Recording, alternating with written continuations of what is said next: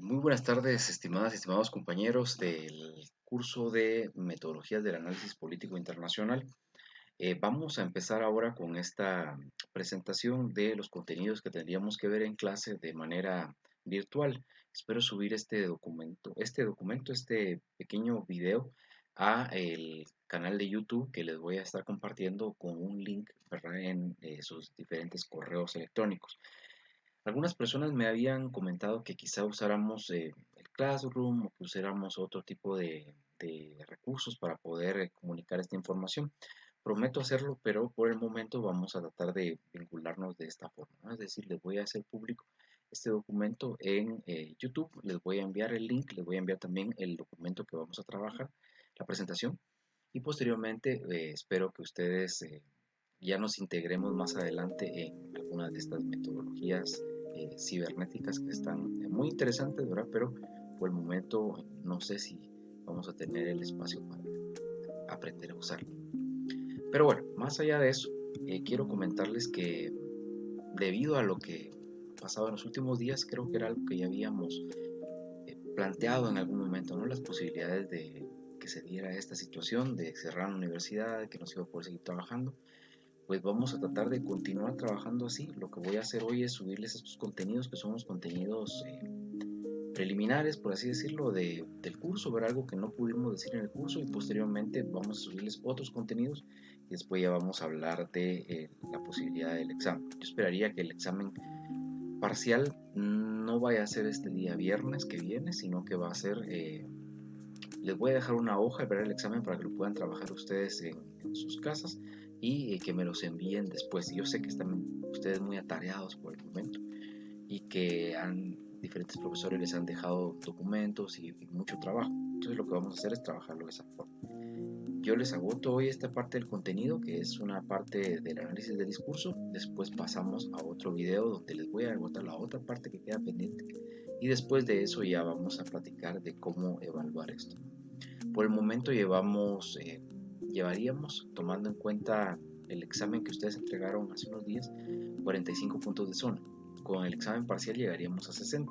Entonces nos quedarían ya solo los 10 puntos de la hoja de trabajo preliminar al examen final para que ustedes entreguen ya y logren llegar a la zona completa, a la zona de los 70 puntos.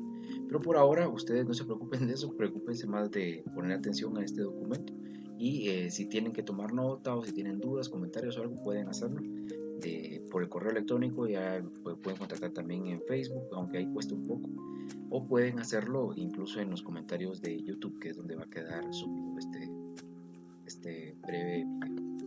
Espero que no tarde mucho. Perdón por la introducción, pero vamos ahora a ya abordar los temas.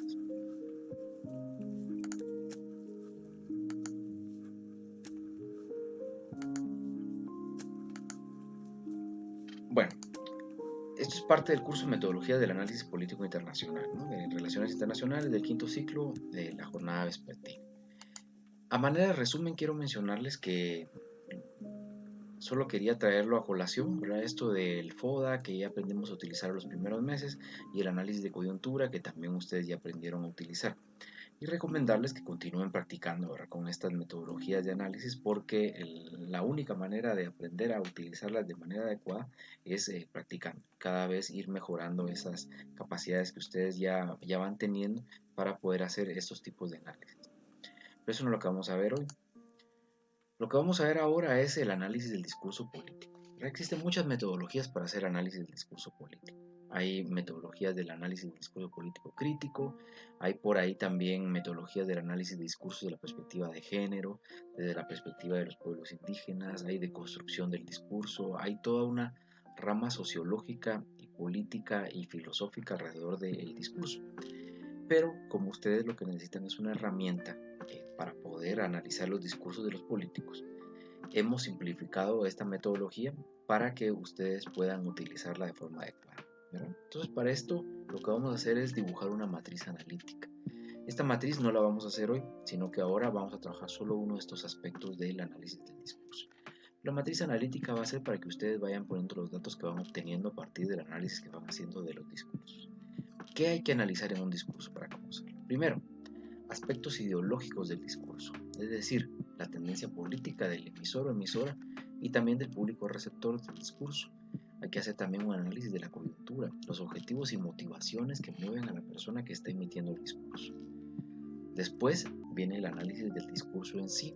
Eso fue lo que aprendimos a hacer en los últimos días, ¿no? Con aquello del análisis de la imagen, de ver cómo se está proyectando, qué quieren decir en el lenguaje no verbal, en el verbal. Y por último vamos al impacto del discurso, que es la medición del alcance en términos de quiénes reaccionan, qué encuestas surgen, qué tendencias van apareciendo a partir de esto. Pero ya para pasar a lo del análisis del discurso, y hoy vamos a ver solo esta parte de los aspectos ideológicos del discurso, pasamos a esta pequeña presentación que les diseñé pensando en hacerlo lo más simple posible. Hay un esquema que es el esquema es un plano cartesiano, donde están las coordenadas ideológicas. Esto es un mapa donde se puede ubicar a las personas que, dependiendo de sus posturas políticas. Entonces, para conocer la tendencia ideológica, es necesario saber en qué lugar se encuentra el mapa político internacional, quien está emitiendo el discurso. Entonces, para eso se hace este breve esquemita que les voy a mostrar. Hay un esquema donde está en este eje de coordenadas, ¿verdad? Plano cartesiano. Por un lado, en la izquierda dice socialista, estatista, y en la derecha dice capitalista, liberal. Hasta arriba, en el medio está hasta arriba globalista, en la parte de abajo nacionalista, después está izquierda en verde, derecha en color lila, extrema derecha en un color más celeste y en un color rojo extrema izquierda. Esta es como el gran mapa de las tendencias políticas ideológicas de los diferentes actores. Entonces ahora la clave está en ubicar a los actores en este mapa. Yo no les voy a pedir ahora que ustedes hagan una ubicación de determinados actores en esto, ¿verdad? Como hemos venido trabajando, sino que espero que esto les sirva también para que ustedes puedan ubicar a los diferentes actores en sus discursos. Es decir, cuando les pregunten, ¿no?, de qué tendencia es tal o tal personaje, ustedes sepan dónde ubicarlo. Pero para que esto sea lo más apegado a la realidad posible, ustedes tienen que saber varias cosas, y bastantes cosas, que son muchos temas que quizá no han abordado aún y que no sé si los van a abordar en todo su recorrido profesional, pero para poder hacer un buen analista es necesario conocer de estas temáticas. Por acá se los dejo nada más expresado. Si ustedes quieren investigar sobre eso, pues háganlo, ¿verdad? Vale la pena hacerlo para poder conocer mucho más. Digamos, en la tendencia globalista, ¿quiénes están o cuáles son las tendencias de las personas que están cerca del globalismo? Primero, el integracionismo, es decir, buscan grandes modelos de integración económica. Regionalismo, es lo mismo, ¿no? Lo mismo que está pasando en Centroamérica con el Plan Mesoamérica, por ejemplo, y la búsqueda de actuar en conjunto frente a amenazas de terceros países. Están a favor de la ONU y de sus instancias y de los organismos internacionales, supranacionales. Están a favor de la cooperación internacional, ¿verdad?, para poder apoyar a los países en su crecimiento. Ya ustedes pueden ver que hoy el Congreso de la República ha optado por presentar una petición de préstamo a dos entes internacionales, uno de ellos el Banco Centroamericano de Integración Económica, para resolver la situación del COVID-19. También creen en la solidaridad internacional. Estos son préstamos no reembolsables entre entidades de la misma sociedad civil internacional. Creen en los derechos humanos universales. Creen en el comercio internacional como fuente de riqueza. Y creen en el supranacionalismo, que es esto de una gran autoridad mundial que sobrepasa las soberanías. Y creen en la democracia, es decir, creen en las repúblicas democráticas, la participación de todas las personas para poder tomar decisiones. Y por otro lado está lo nacionalista, es lo contrario, digamos. Aquí están las tendencias extremas, obviamente. Esas son tendencias que ustedes pueden ir matizando. Hay personas que tienen una de una y otra de otra, entonces por eso se les va ubicando en este eje de coordenadas. Está la soberanía nacional como premisa, ¿no? Espíritu nacional, orgullo patrio. Es lo que ustedes pueden ver que se resalta bastante en algunos de los discursos de algunos mandatarios. Están en contra de los organismos internacionales o de las organizaciones internacionales. Estará el caso del presidente Morales, por ejemplo, que estuvo todo el tiempo en contra de los organismos internacionales. Hay algo por acá que creo que ustedes tienen que matizarlo. Ya hablábamos de las fake news también en alguna de las clases, que son las grandes conspiraciones internacionales. Es decir, empiezan todos estos procesos de propaganda internacional, donde supuestos agentes internacionales del comunismo o del terrorismo o de cualquier otra creación mediática atacan a un país, ¿no? Es algo como mantener en la atención de las personas y mantener también la atención. Hay personas que se preguntan si esto del COVID-19 no es una gran conspiración, ¿verdad? Varios mandatarios asumieron esa postura al principio, pero después la realidad del contagio y de la muerte de muchas personas está haciendo que cambien esta perspectiva. Se podría decir que no es solo una gran conspiración, ¿verdad? Sino que es también algo con un asidero, una realidad. En Guatemala pues lo estamos viendo también. Las personas nacionalistas están en contra de las organizaciones no gubernamentales de derechos humanos. Esto es algo que ustedes lo conocerán, ¿verdad? Hay una guerra o hubo una guerra por parte del gobierno contra algunos partidos que tenían algún tinte socialista, que ellos señalaban de comunistas, de guerrilleros o de cualquier cosa. Hay una fuerte tendencia al militarismo, ¿verdad? Con la inversión del Estado. Fundamentalismo religioso, pues esto ya ustedes lo pueden ver, es algo patente en el estilo, por ejemplo, de presidente en Guatemala que hace un doble saludo y alocución hacia Dios, ¿no? En todos sus discursos. Empresas nacionales, ¿verdad? Fortalecen la empresa nacional y en detrimento del comercio internacional y creen en el totalitarismo y el autoritarismo. Esta es la extrema eh, postura frente a la globalista. Por otro lado, está también aquí a su derecha, pueden ver la derecha, ¿no? Que dice capitalista liberal. ¿Y qué creen los capitalistas liberales? Primero, en los derechos individuales. Solo una persona está frente al Estado. No hay derechos colectivos, no hay derechos sindicales, no hay derechos de grupos, sino que solo derechos de las personas. Creen en la empresa privada, es decir, la empresarialidad es la que va a guiar el crecimiento de un país. Creen que el Estado debe ser pequeño. ¿Pero qué significa pequeño? Pequeño es que el Estado va a ser, según una premisa neoliberal o liberal, el Estado va a hacer todo aquello que la empresa privada no quiere hacer, ¿verdad? Por ejemplo, alumbrado público, a todo aquello que represente pérdida, policías, sistema de salud, cualquier cosa que no les represente ganancia. Creen solo en los derechos humanos, civiles y políticos. ¿Cuáles son los derechos humanos, civiles y políticos? O sea, el derecho a la vida, el derecho a no ser encarcelado arbitrariamente, el de la libertad de expresión, el derecho a la reunión, a la asociación política. Todos los derechos civiles y políticos tienen como clave que el Estado tiene que dejar de hacer algo. Es decir, no tiene que construir nada, sino que tiene que dejar de atentar contra la población. Esos son los derechos civiles y políticos. Y en los que cree el capitalista liberal. Cree también en el libre mercado, es decir, un mercado sin regulaciones y que solo se determine todo por la ley de la oferta y la demanda, y las políticas de seguridad para que este libre mercado crezca sin trabas. Por otro lado está la visión socialista estatista, que es el extremo. Ellos creen en los derechos humanos económicos, sociales y culturales. ¿Cuáles son los derechos económicos, sociales y culturales? El derecho a la educación, el derecho a la salud, el derecho al trabajo, el derecho a la maternidad, por ejemplo. Creen en los derechos colectivos. Los derechos colectivos son los derechos de los pueblos indígenas, derechos de las mujeres, derechos de las niñas, derechos de las personas con discapacidad. Y los derechos económicos, sociales y culturales tienen una clave frente a los derechos a los derechos civiles y políticos. Y es que para que estos derechos se cumplan, el Estado tiene que hacer algo. Es decir, ¿cómo voy a cumplir yo con el derecho de la recreación de una comunidad? Pues construyendo un parque. ¿Cómo voy a cumplir con el derecho a la salud? Pues construyendo buenos hospitales y equipándolos. Por otro lado, el socialista estatista cree en las empresas estatales, es decir, las empresas tienen que ser del Estado. La economía planificada, es decir, por el Estado, ya no el libre mercado, sino que va a ser determinada por políticas económicas y financieras del Estado.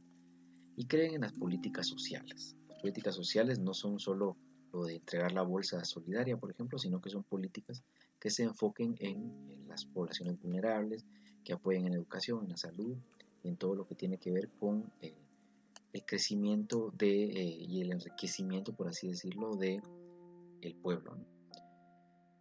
Aquí está la izquierda hasta arriba, ¿no? Que es una izquierda moderada, por así decirlo, ¿verdad? Quien esté entre el eje socialista, estatista, pero también es globalista, es de una izquierda moderada. Quien es capitalista liberal, pero también es globalista, va a estar cerca de la derecha. Quien es socialista estatista, pero nacionalista, va a estar cerca de la extrema izquierda. Quien es nacionalista, pero capitalista liberal, va a estar cerca de la extrema derecha. Ahora, para ejemplificar esto, vamos a ver esta gráfica. Por acá les puse algunas personas. Obviamente esto es arbitrario, yo los puse así. Si ustedes consideran que es de otra manera, pues pueden hacerlo de otra manera, eso es cuestión de cada quien. Está Emmanuel Macron, el presidente de Francia, cerca del centro, digamos, pero caminando hacia el capitalismo liberal. Está en la posición globalista porque no es extremadamente nacionalista, pero dirige a Francia, que es un país que tiende a una visión proteccionista, una visión bastante nacional en términos de el comercio internacional, por ejemplo. Está por acá Justin Trudeau, que es el presidente canadiense, que está muy cerca del globalismo por todo el apoyo a las diferentes agendas internacionales de los derechos humanos y de ciertas minorías, pero también está cerca del capitalista liberal porque Canadá tiene ciertas empresas internacionales que invierten en todo el mundo. Entonces no es completamente, ni es de izquierda, pues él también viene de un partido que no es de izquierda, pero está, por así decirlo, al centro, una posición moderada bastante globalista. Pues encontramos al presidente chino, Xi Jinping, ¿verdad? Con más de la mitad en el nacionalismo. Ustedes saben cómo son las cosas en China continental. Hay una fuerte presencia del Estado, hay un trabajo de economía planificada fuerte, pero también dependen en buena parte del comercio internacional, están cerca del globalismo y por otro lado están caminando hacia el capitalismo liberal y tienen un pasado de izquierda, ¿no? Con todo lo que pasaba con el comunismo chino. El Partido Comunista Chino al final es el que domina toda la política del país. No hay democracia, digamos, sino que es la democracia centralizada. Nos encontramos por acá en extrema izquierda a Maduro, Nicolás Maduro, el presidente venezolano, ¿verdad? Con una visión bastante socialista, estatista y también nacionalista, respeto a la soberanía, posicionamientos fuertes frente al regionalismo. Y por otro lado está acá en la extrema derecha Donald Trump, ¿verdad? Que justamente son las dos posiciones que están colisionando ahora. Son dos nacionalistas que están colisionando con toda esta situación de la política internacional. Los señalamientos de la invasión por parte de una conspiración de Estados Unidos son reiteradas por parte de Maduro y por parte de Donald Trump también hay ciertos señalamientos a lo que supuestamente hacen los comunistas internacionales. Pues bueno, entonces estas son la lectura de estas gráficas que espero ustedes también puedan continuar viendo, continuar trabajando y analizando. Y si tienen dudas, comentarios o algo, pues ya saben también que quiero mostrarles algo por aquí. Solo que esto del resumen que hablábamos al principio, ¿verdad? Que tomen en cuenta estas variables del análisis del discurso para que puedan ustedes revisar, ¿verdad? Dónde es que vamos, qué es lo que viene ahora como nuevo contenido. Pues como les decía, ¿no? Entonces ya quedamos con esta presentación. El próximo día de clases, que sería el viernes, yo les estaría presentando más documentos, ¿verdad? De otro video con otra presentación también para que ustedes puedan seguir estudiando. Y por ahora, pues llegamos hasta acá. Que tengan una feliz tarde y que estén todo bien en sus casas con toda esta situación de la cuarentena, ¿no?